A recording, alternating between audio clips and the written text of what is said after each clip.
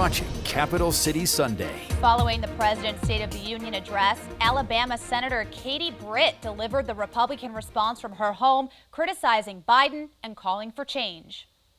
Hardworking families are struggling to make ends meet today. And with soaring mortgage rates and sky-high childcare costs, they're also struggling to how to plan for tomorrow. The American people are scraping by. Republican Congressman Tiffany joining me now. Congressman, welcome back to the show.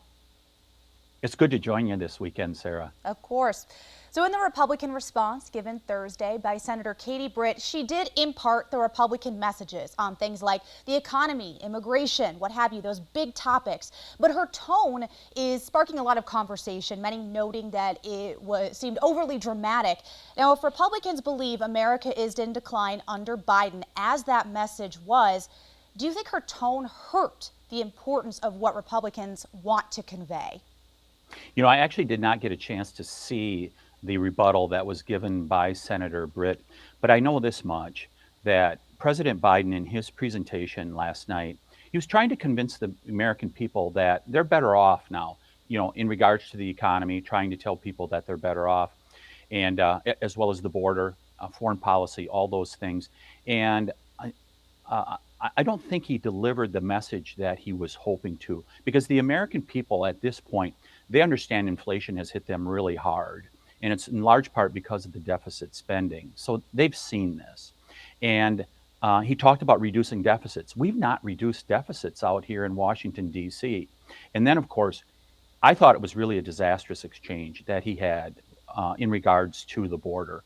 When he cited Laken Riley, and he did not cite her name correctly, and to use her name, someone who is dead now, as a result of not deporting illegal aliens who repeatedly break the law.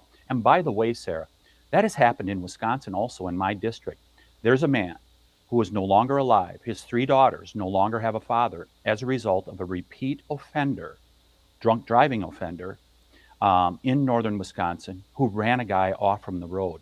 This is a disaster for America, and President Biden did not treat it with the gravity that he should. And if I'm Israel today, I would be very concerned, because the 2-state solution that he's talking about is going to destabilize the Middle East, not make it any better. I do not think he hit the mark in assuring the American people that they're better off 3 years after he took office. I want to touch on your comments there about repeat offenders in regards to these illegal immigrants.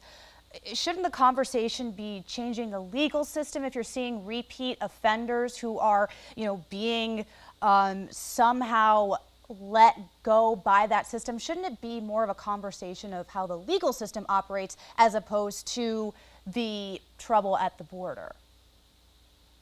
So we passed a bill, H.R. 2, back in May of 2023, that would make our immigration laws much better and secure the border. But President Biden does not need additional laws to secure the border. He's the one that passed put in place 94 executive orders in his first 100 days in office that have destabilized the border. And he could reverse course any day now.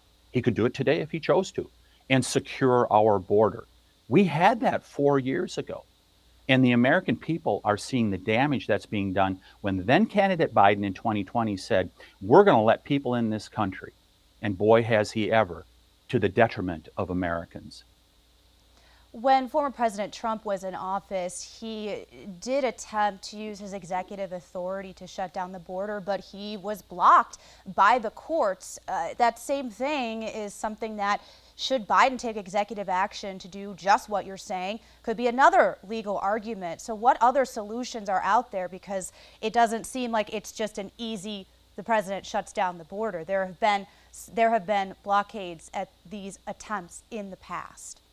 It's very clear in the Immigration and Nationality Act that the border can be secured. The president has that authority. It's in the law. Congress gave it to the president decades ago. It can be done. Now, Do the courts end up being an impediment at times? They were for President Trump, but eventually they worked their way around it. And when he established Remain in Mexico, it forced people to do their asylum hearings in Mexico, and that shut the flow down almost to zero. Still a few people coming in, but almost shut it down when he found the right process to Congressman, use. to your point, the Remain in Mexico policy does require the cooperation of Mexico and its president, but so far he has not been amenable to doing that again. So how is that something that lawmakers and the president can talk to convince him to be open to again?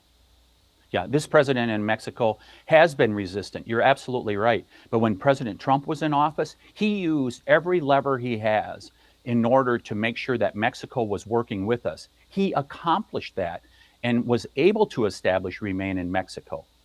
Congressman, you were the only member of Wisconsin's congressional delegation to vote against the spending package to fund the government. What led to your decision on a vote no?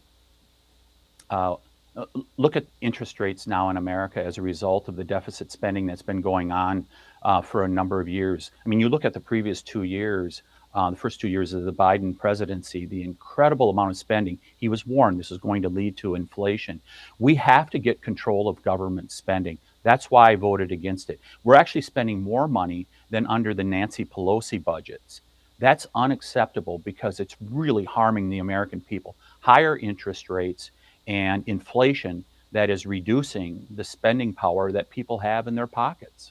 You recently introduced a bill that would give local governments the final say in the process of refugee resettlement. It stems from a confusing and controversial situation happening right here at home in the Eau Claire area. The nonprofit World Relief is set to help 75 refugees resettle in the Chippewa Valley this year. How would your bill impact local municipalities? It would allow local control. Local municipalities would be able to decide whether they want to have refugees in their communities and whether they have the resources to be able to do it. Like the Eau Claire Housing Authority person, she wrote a letter to us saying that we simply don't have the housing for the people we have right now in the Eau Claire area, much less if we bring in a bunch of refugees. Do our schools, are they going to be able to handle it? And one of the people with World Relief, they were asked by members of the Chippewa County Board, do you know that the city of Eau Claire is partly in Chippewa County? She said no. And as a result, she and the state refugee coordinator did not consult and coordinate with Chippewa County. That is already in the law that they should be doing. I think it needs to be strengthened to be able to give local municipalities a say in whether refugees come to their local communities.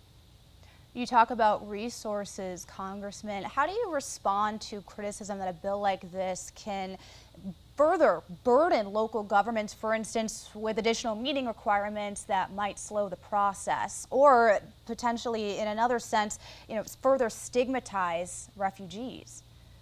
You know, having been a locally elected official over a decade ago, I always wanted state and federal government to consult and coordinate with us, and oftentimes they don't. I believe, so does it create an additional burden for those local municipalities? Well, that's what we're elected to do as local officials. I think they will welcome the opportunity to be able to have a say in what their community looks like. Congressman Tom Tiffany, thank you so much for taking some time to be with us this morning. Appreciate it. Sarah, it's always good to join you.